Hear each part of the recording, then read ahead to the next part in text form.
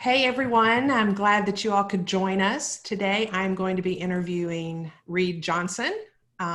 Reed is the president of Lake Point Advisory Group in Rockwall, Texas.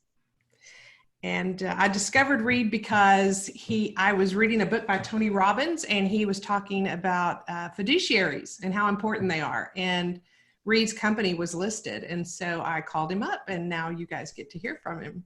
So, hey, Reed. Hey, Kim, thanks for having me today. I'm excited. Me too. Thanks for coming. So tell us a little bit about what a fiduciary is, since we started with that. Oh, a fiduciary.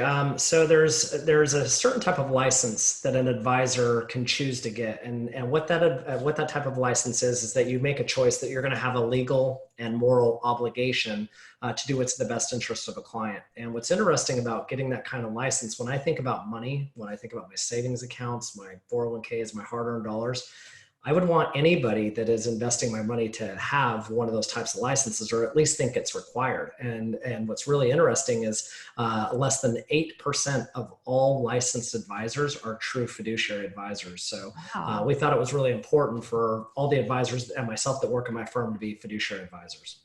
Yeah. I mean, when you think about it like that, it's like, that's exactly what I would want. So how would I know if I have one or how to get one? Well, you got to do a little bit of research. You would go on to a website called brokercheck.com. And basically, it's a simple website. You just put the first name and the last name of the advisors.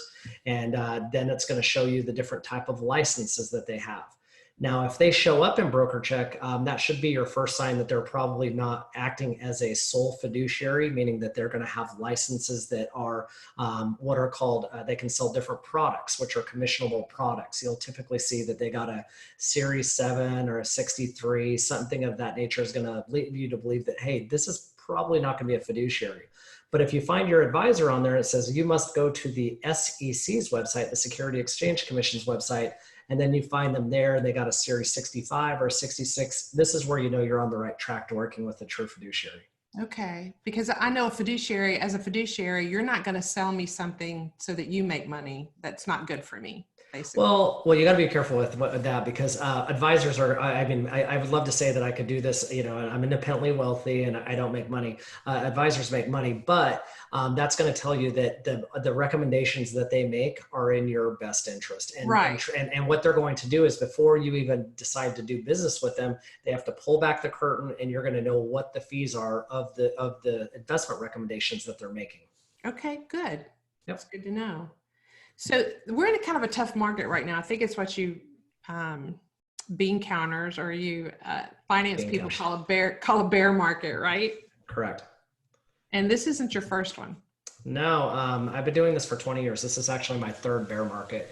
Now, statistically speaking, I should have been through many more because the average bull market, which means that you've had a growth rate of 20% from the last low, typically goes up about 3.5 years. And then you go through a bear market, which basically is a 20% or more sell off from that previous high. And that usually happens every 3.5 years.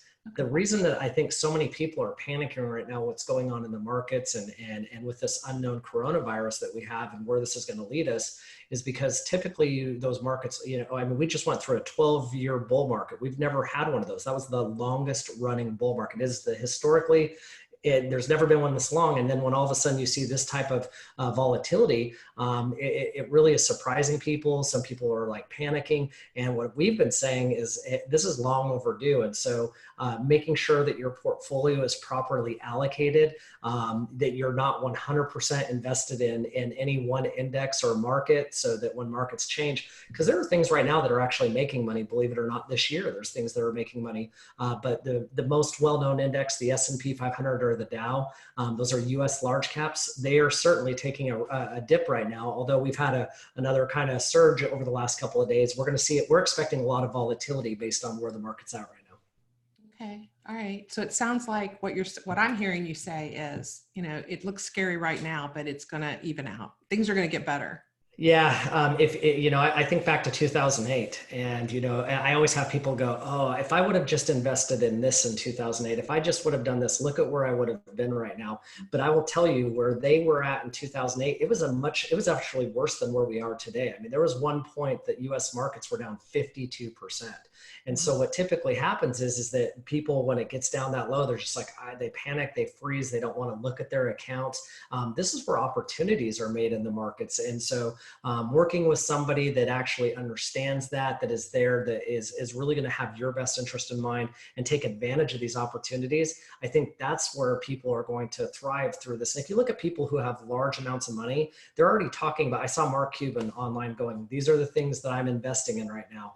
I've seen multiple people that are well-known, respected, people who have a lot of money who are now taking advantage of this. But it's really tough, Kim. I mean, when markets are going down and we're watching our hard-earned savings go down, I'm not a billionaire or a millionaire like those people, but I know that when I watch my accounts go down, it's not fun. But I have to understand that markets go up and go down, but making sure that if it's properly diversified, you can reduce the type of risk that you have in your portfolio. So to take advantage of the market now, are you suggesting that we actually invest now? Well, it depends on that's a great question. Yeah. So I have a radio program and I say that it's called Wealth Smart. And I have told my co-host, I'm like, we should change it to it depends, because my answer almost always is that it depends. And some people absolutely should. I mean, if you're in the beginning stages of building a retirement, I have really good friends that call me that haven't called me in years. All of a sudden, Reed, what do I do with my 401k? Do I make changes? I'm like, just keep going. I mean, when markets are going down and you're making contributions to that account, you're actually buying shares at a lower price on the way down. When this market finally rebounds, you're actually going to have a slingshot type of effect in your portfolio. So for those of you that are building retirements, I mean, right now I would just keep going. I know it's tough. And Warren Buffett says it best. He's like, when people are fearful, be greedy. When people are greedy, be fearful. Well, there's a lot of fear in the markets right now. Right now is where that opportunity is. So you got to just put those blinders on and kind of steer through this. And as markets always have happened, they always get through it. They've always gone up, at least historically. So that sounds like I love that phrase. When people are greedy. When people are greedy, be fearful. And when people are fearful, be greedy. Yeah. And that's where those opportunities lie, but that's easier said than done, right? Because I mean, these are your hard-earned dollars. You've worked your entire life for this nest egg. And so trying to navigate through this gets tough. Now, it is important for you that are getting close to retirement or fully retired.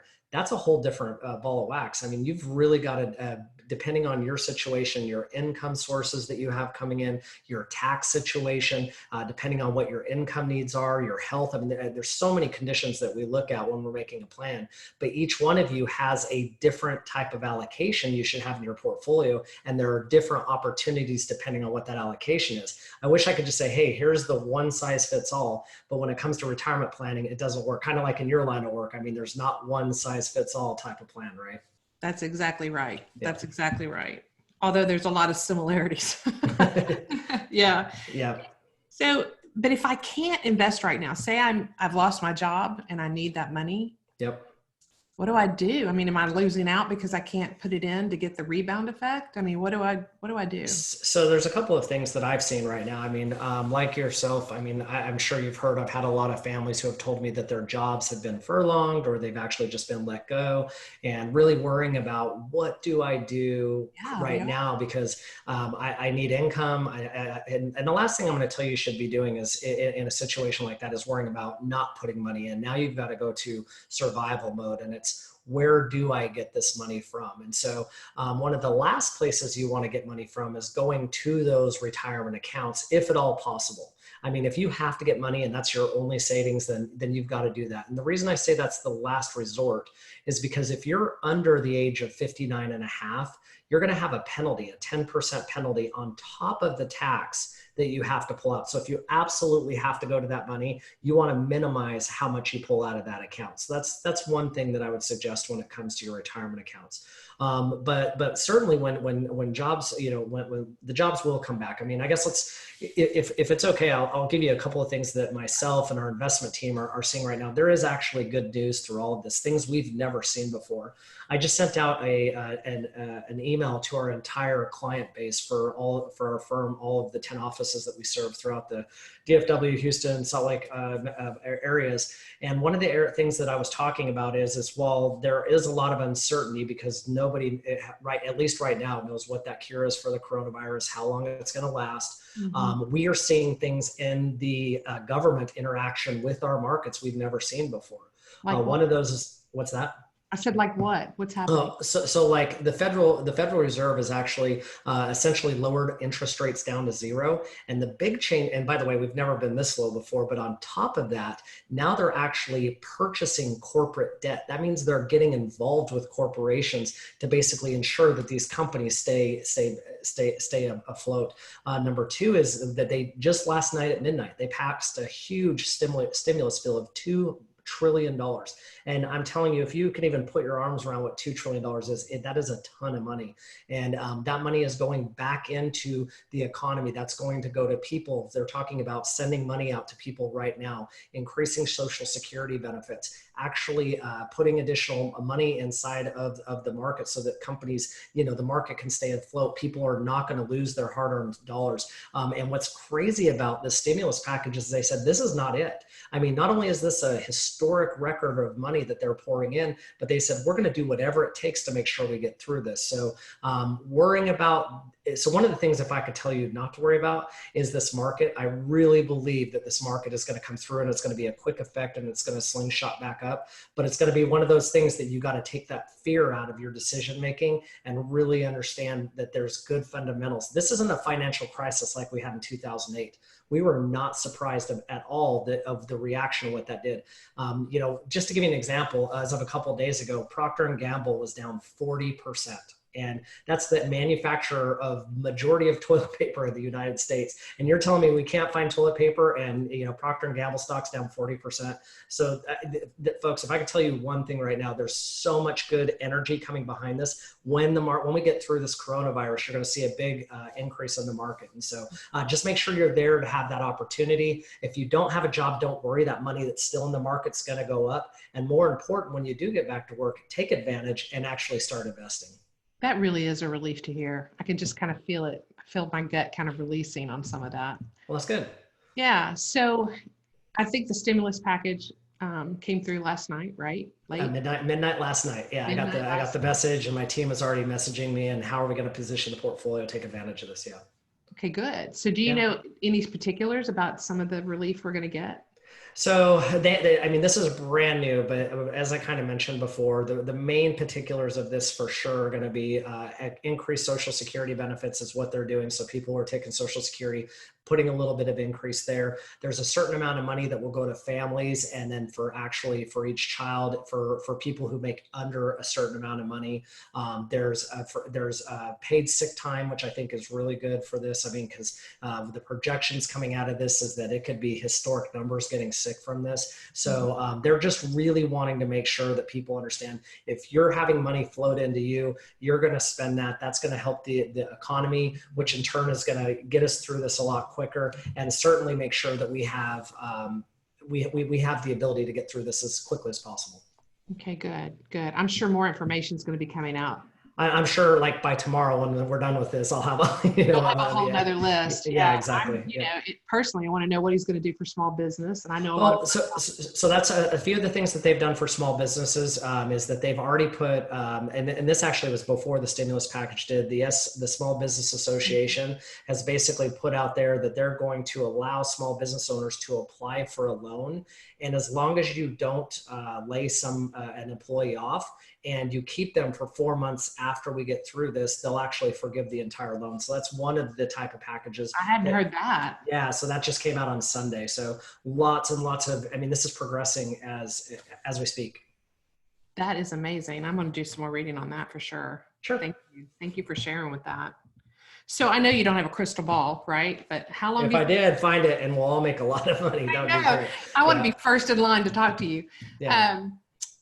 Do you have any idea or feel in your gut about how long this is going to last? I mean, even when the economy gets back to, when people get back to work and the coronavirus is a thing of the past, we're not going to immediately bounce back and be okay, right? It's going to take some time.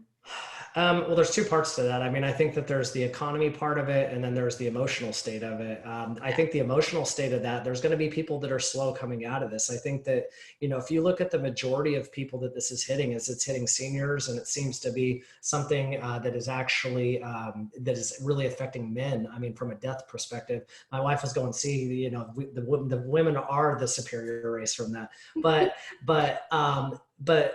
I think that it's going to be slow. I mean, people are going to be really cautious with this. It's going to be interesting. I think certain industries are going to be a little bit slower recovering from this than others. And so we're definitely taking a look at that.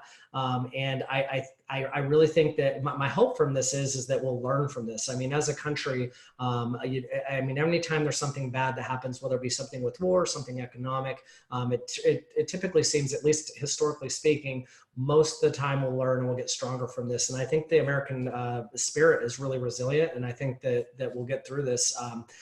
As far as a timeline, I mean, I would love to say the president's timeline of Easter. I think that's a little bit optimistic. And I think that just with some of the reports I'm hearing about how serious this virus is, but I certainly think that as things heat up and you don't see as many flu cases in the wintertime, my guess is that, you know, hopefully that's kind of the same case here.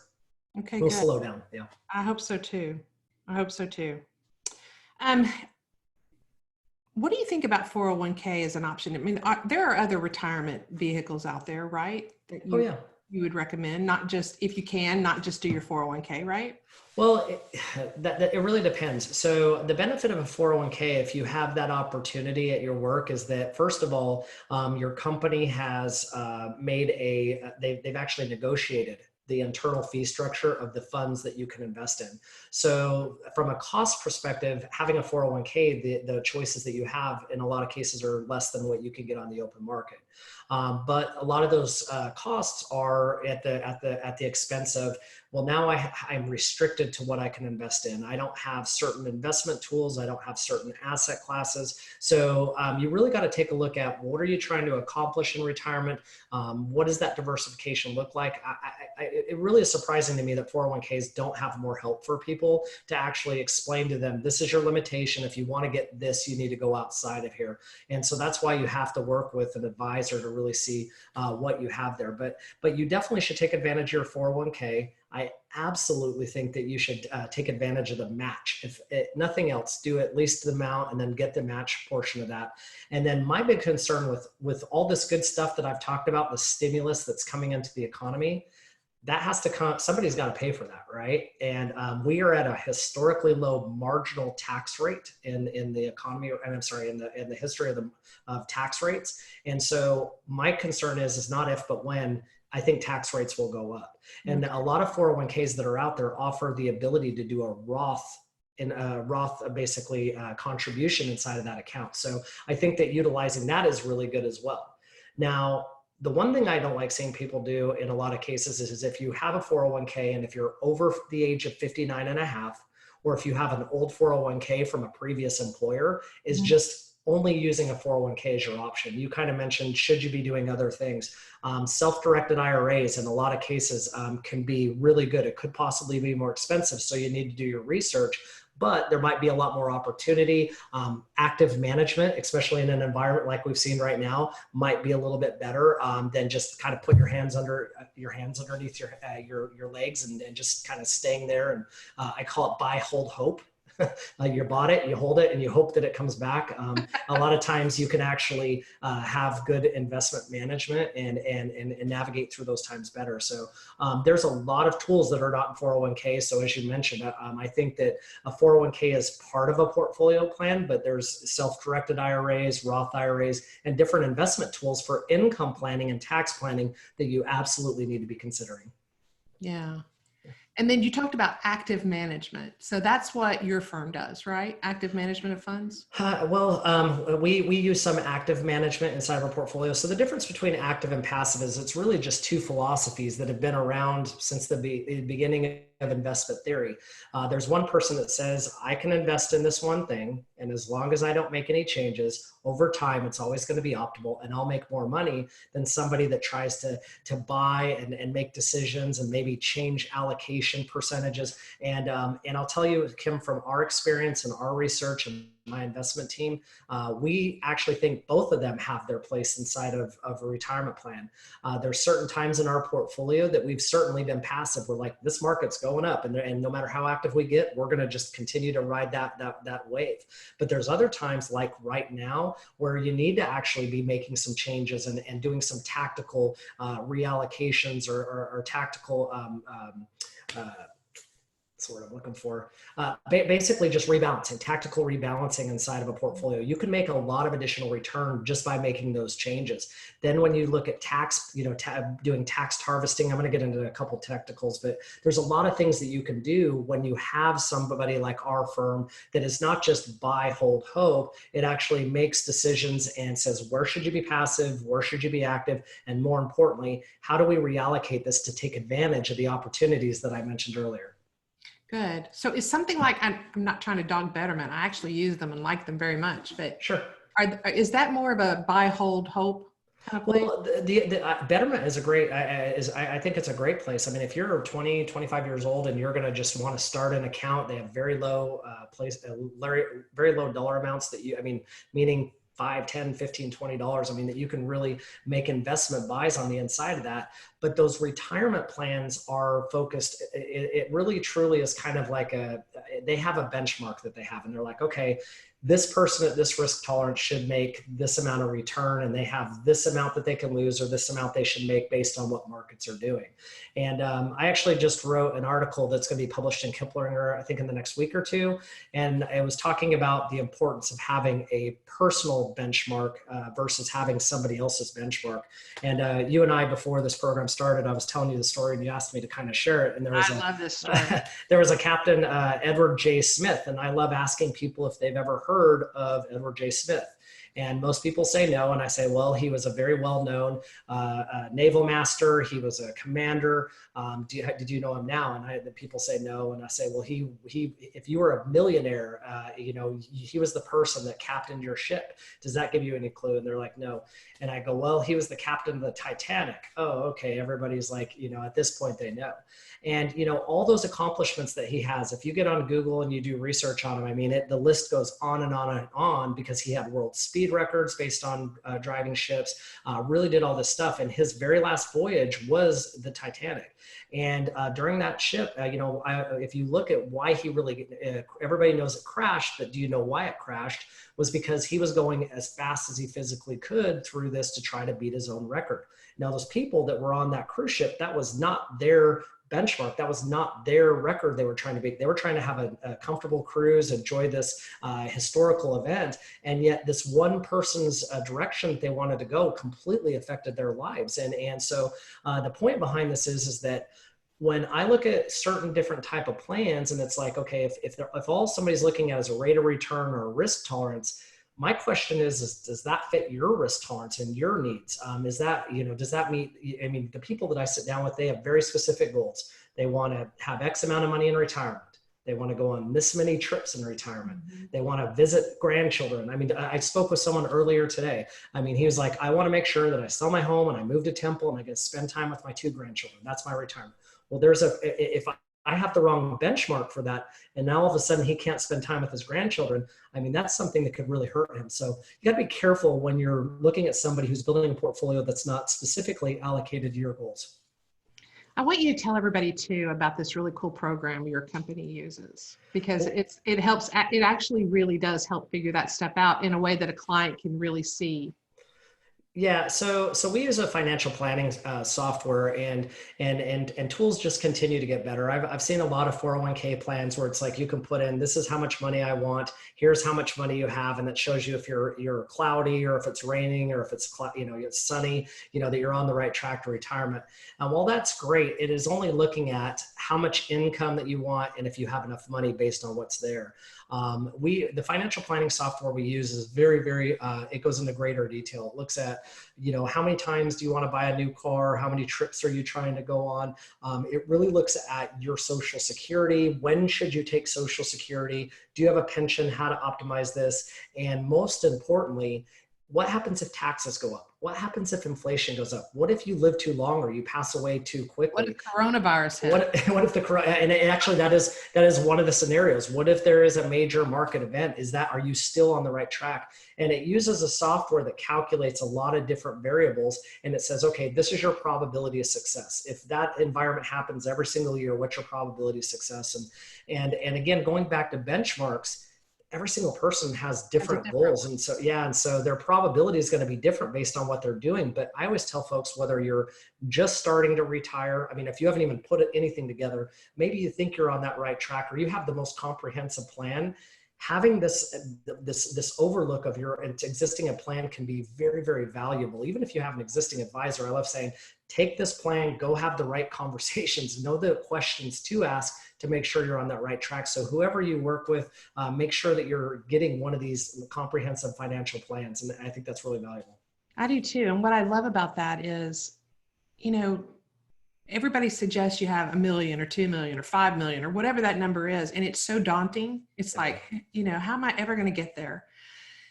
And why do I need 5 million if I just want to stay at home, garden in my backyard and be with my grandkids? And what I love about that software is I think it's more realistic. It provides hope and gives you something you can actually attain. So I like that. And right now we need all the hope we can. I mean, I am in my third week of being at home, and I have 3 young children, and my wife is the teacher and I'm the principal, and then I'm the financial advisor during the day. And so having you want to make anything, an appointment?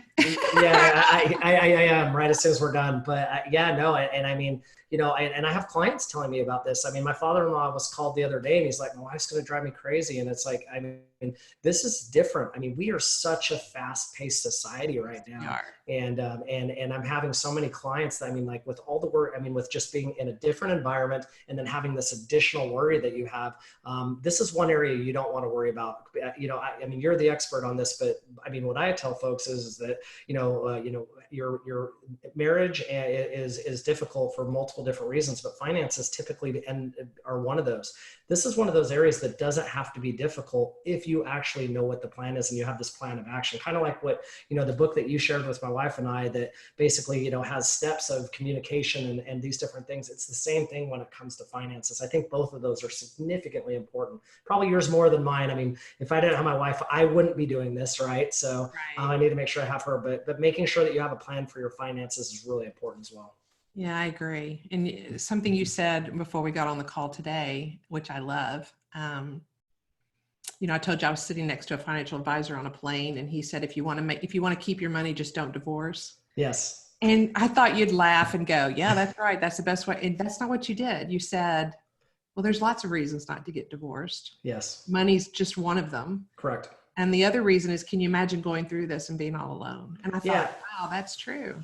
Yeah, because the things that I talk about, probably the people that are struggling a lot right now are the people that are by themselves. And I mean, with this isolation right now and not having somebody to talk with, as frustrating and hard as that is, not having that person to share those fears and concerns with and talk through that. I mean, every day my wife and I are talking about, okay, what's the next step? What if this happens? What if this happens? Yeah. And so, and luckily we have the technology. So if you don't have somebody, I think it's really important to find somebody to at least vent. You have to have a ventilation, that's there. My mom is by herself, and I call her at least twice a day to just make sure, hey, she just lost her husband a year ago. This is what you need to be doing. And so I think everybody needs to have somebody that they're talking to. I think so too. And I think the only thing worse than being alone is being in a really unhappy marriage right now, cooped up together. And there are a lot of people out there doing teletherapy, and it's easier now than ever to find help.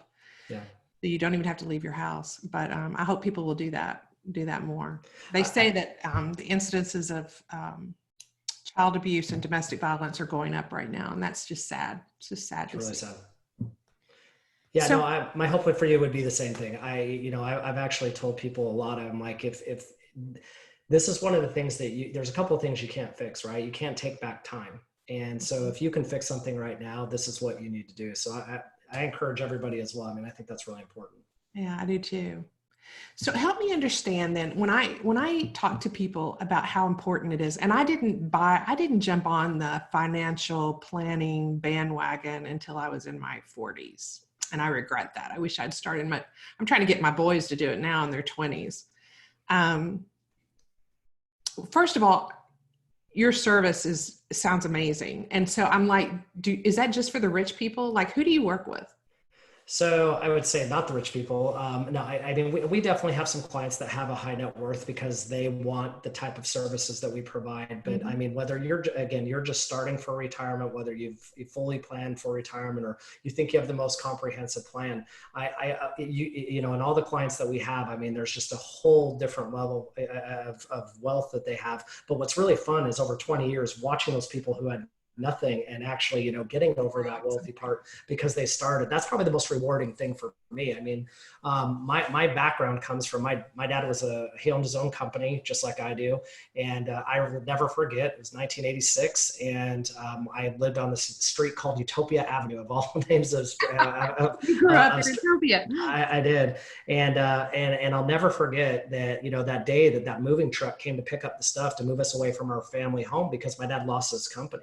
And there was a lot of things going on in the 80s, high interest rates. He made some bad decisions on tax planning, and just that feeling that I had, I was like, I never want to feel like this. And so my whole entire life has been about how do I not have that happen? And now it's like, how do I not have that happen for other people?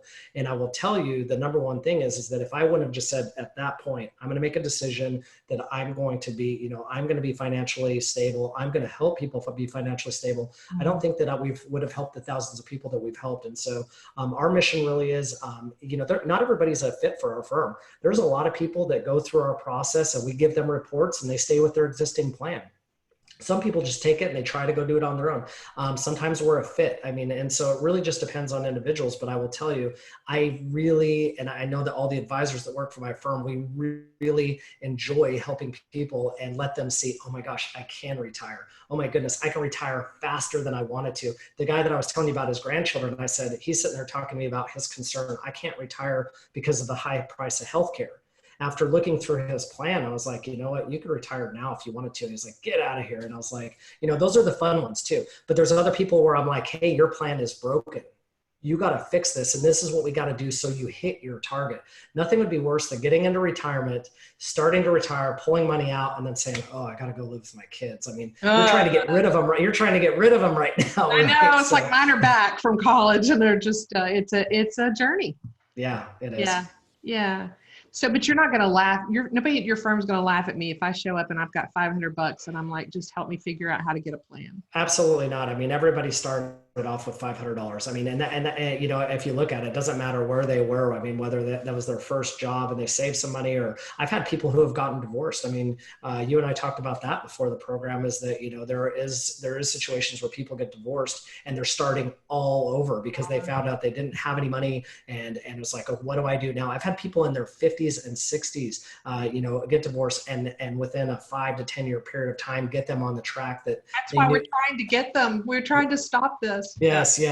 I mean, because, that's the worst thing. I mean, we want to make sure, I mean, and that's one of the things too, is that if you have a financial plan, I mean, Kim, I'm definitely not the professional like you, but I mean, I feel like if you have a financial plan and there's more security in what that financial future looks like, I think that takes away some of those problems. I mean, there's all sorts of types of problems, but financial problem is definitely one of those ones that lingers over a lot of people that I see. Well, this is, I hadn't planned on going here, but I think it's important. And that is that, a lot of people come and they're very secretive, even in their marriage, about finances, or they keep very separate accounts, his account, her account. Sure. And while, and people ask me, is that a good thing or a bad thing? Well, it depends. Kind of like you say with everything, it depends. But here's my point. It's like, what a great opportunity to learn to partner together. I mean, marriage is teamwork.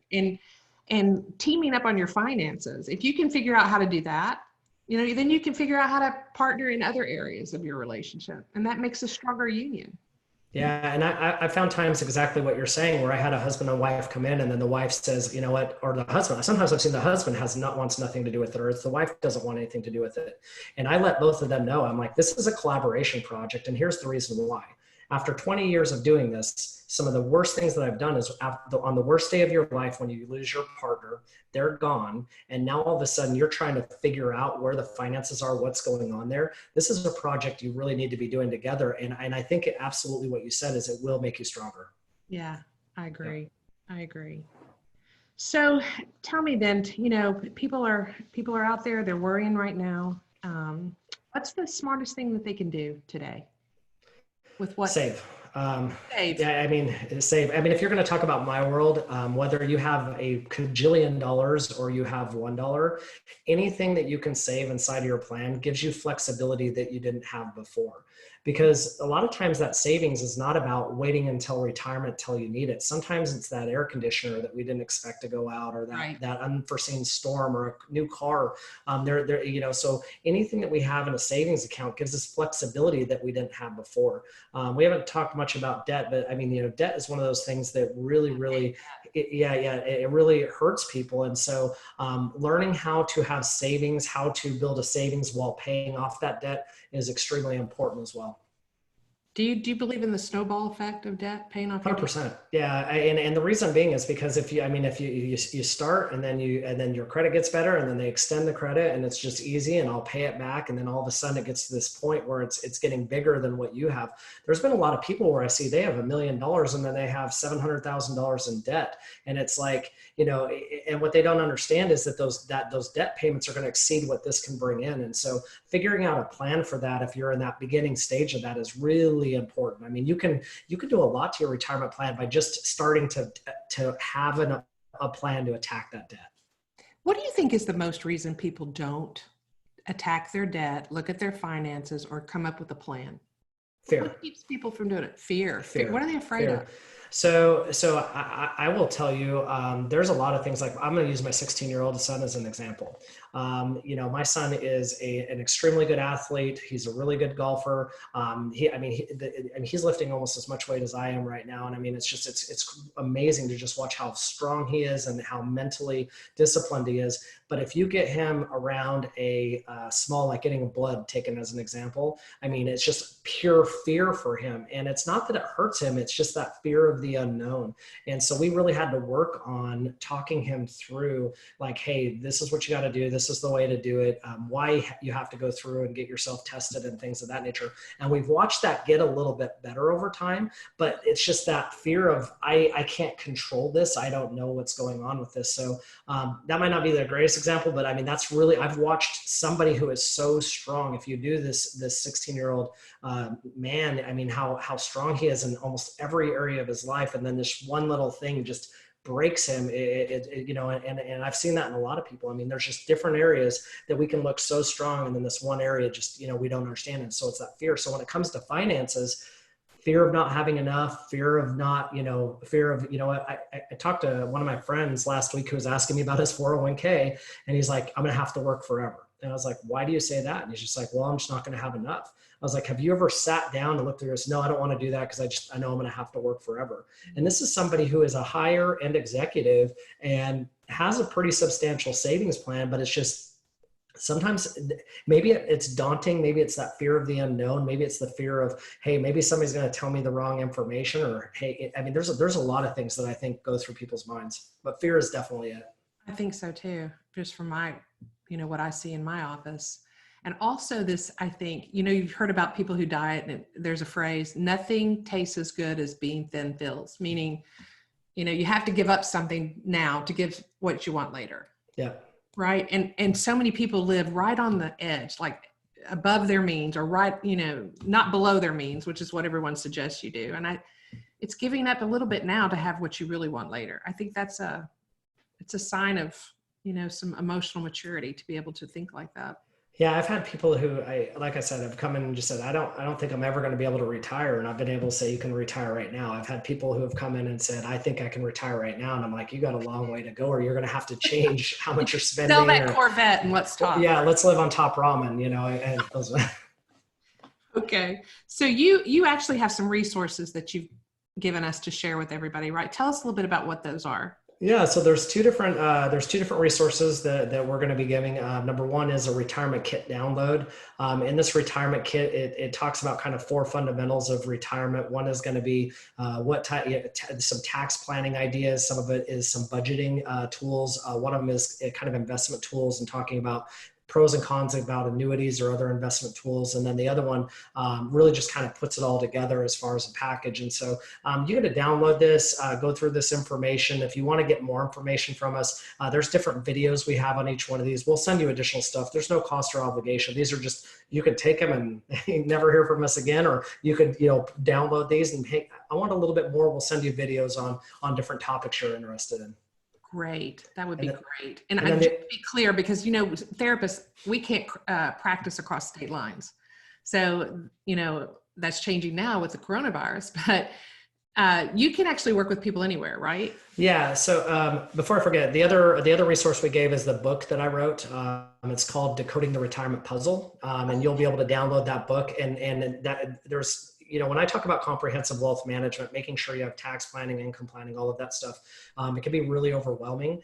This is just a good book to have as a checklist. Do I have this? Do I have this? Just chapter by chapter, I've wrote down the things that you need to have, including working with a fiduciary if you're going to work with an advisor. And again, that download is free as well. But to answer your question, yeah, we work throughout the United States. We have clients in, I think, 48 of the 50, continental United States. And we help people all the time. And thanks to videos, actually we have people in different countries too, who have moved away. And so thanks to this type of format, we're able to still continue to do reviews, do the planning, and really be in touch with our clients. That's great. That's great. So what I want everybody to do, check out the resources below. And if you have a question for Reed or for me, I want you to type it in. If we get enough of them, maybe Reed will come back and answer some of those for us. That would be absolutely.